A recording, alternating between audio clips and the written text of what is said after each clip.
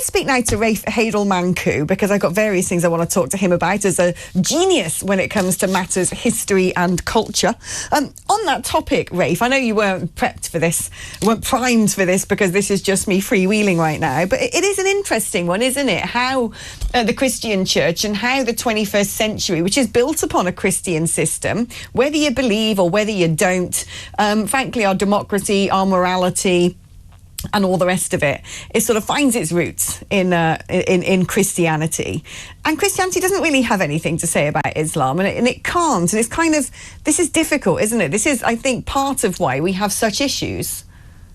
You're absolutely right. Well, the Bible doesn't have anything to say about Christianity, but of course we do know that Christian knights were engaged in a battle against Islam, you know, from the Battle of Vienna of 1683, the Battle of Lepanto in the 16th century. You have the Knights of Malta and the Knights Hospitaller and the Knights Templar. So there is an age-old clash of civilizations between the Christian West and between the forces of Islam. And it is that clash of civilizations, which is, you know, well over 1,000 years old, which we still see today. So even though we think we live in the modern age, we're still seeing these ancient enmities in one form or another being played out in the 21st century.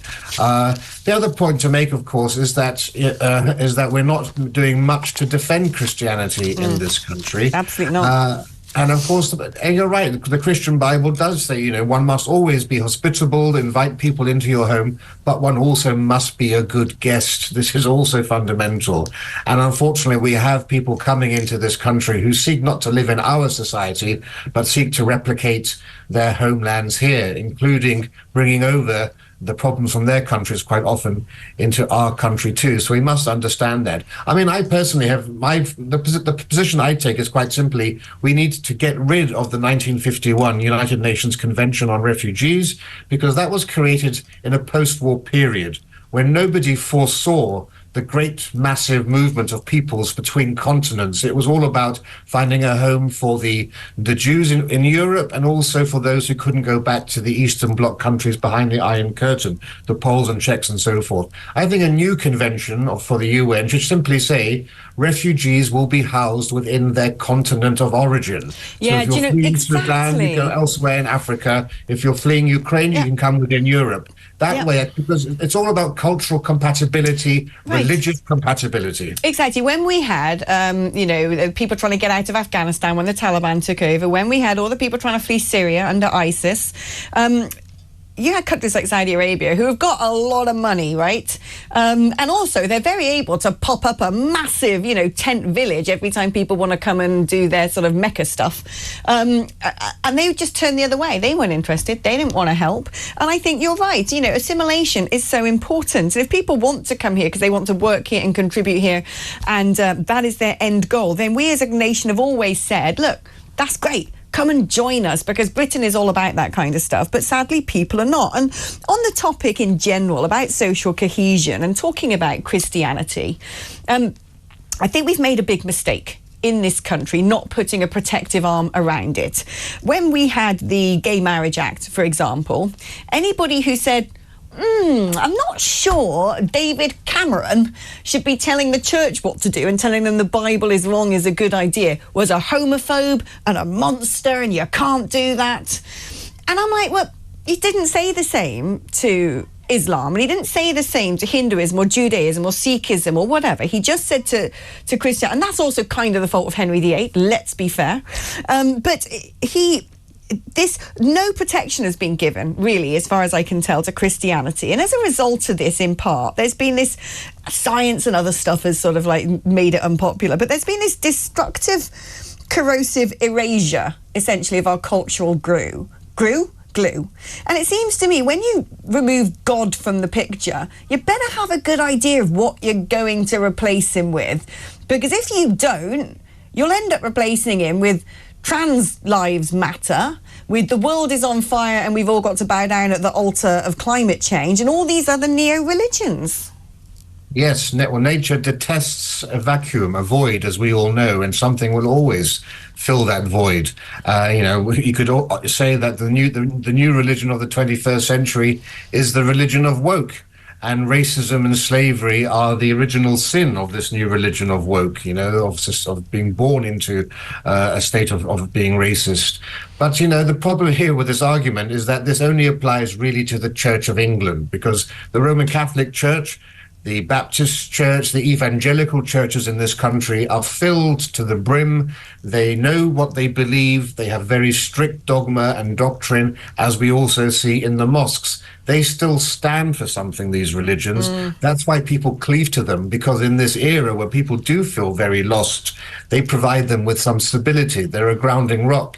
The Church of England, however, would have gone down this path, I would say, even with or without a protective arm from David Cameron and others, because it is actually the Church of England is trying to be all things to all people. And that is one of the key reasons that we see it hemorrhaging so much support. The Church of England used to be called the Conservative Party at Prayer. I'm afraid now it's very much the Green Party at Prayer. No, you're absolutely right. And it's strange, isn't it? A lot of countries, and so the Church of England sort of spread internationally as Anglicanism, and a lot of countries in Africa are like, not sure we want to be part of this anymore. You've gone weird. Talking about erosion, the corrosive erosion of cultural glue, it brings me on quite nicely to the next story, which is apparently there's a little village in Norfolk called Claxton, and they wanted to stick up a flagpole and put the Union flag on the top and celebrate being Britain. And, lots of countries do this, and I think it looks really nice. But apparently locals are opposing it, warning that the connotations of the national flag could put people off moving there. I mean, this is just utterly sad. It's sad. I mean, look, these people are just clearly weirdos who spend too much time, at dinner parties trying to be popular and vote Lib Dem, no doubt.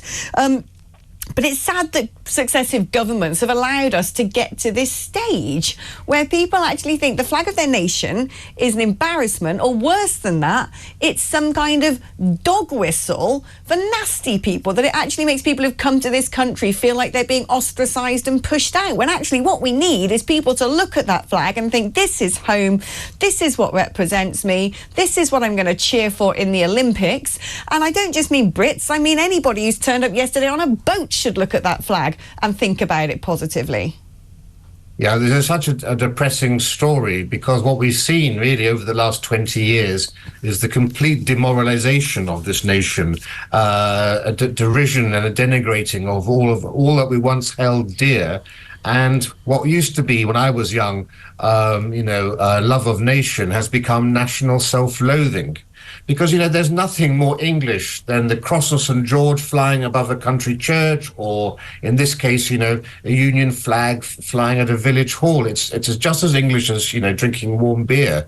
And so, I can't really believe that there's a huge split in this village, I have to say. Instead, I think, as usual, as we always see from BLM to Just Stop Oil, I think there's probably a very loud vocal minority who are saying of this. But let's be clear here, because flags are very important. The Union flag is one of the world's most loved flags, and it should instill, quite rightly, pride in all of us, because it symbolizes this great nation, our proud history, which we really should be proud of. It still adorns, well over 20 flags of other nations, from Australia to Tuvalu.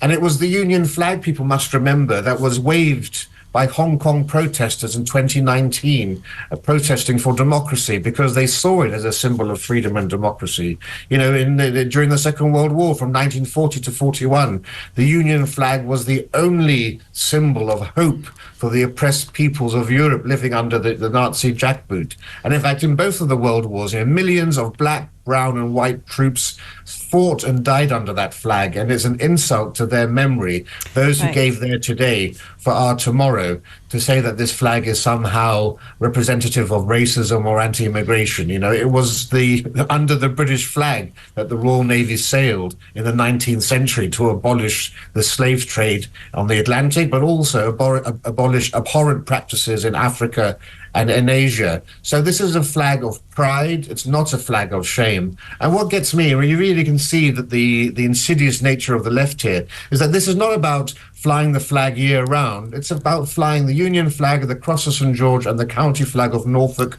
on appropriate days. Who doesn't like a good flag? They're jolly. I've just made a little list while you've been talking, Rafe, because we're talking about the national glue and where's it gone. I'll tell you where it's gone. It's gone to the naughty school of being corrected because everything's racist. The Church of England realised a long time ago it was probably white supremacist and racist, and so started making sure that they self-flagellated in that department. But there we go. Our national flag is racist. Our language, the thing that binds us together, well, you can't say anything anymore because it's probably racist. Oh, our royal family. I forgot, racist. Our history. Yeah, the British Empire. I remember what that is. Racist. Having, I don't know, closed borders and protecting your sovereignty. What is that? That is racist. So therefore, all of these things that made us a cohesive society are apparently racist. So being cohesive is racist. So actually, let's all just, I don't know, lob bricks at each other, judge people by the colour of their skin, because that isn't racist. Please make it make sense.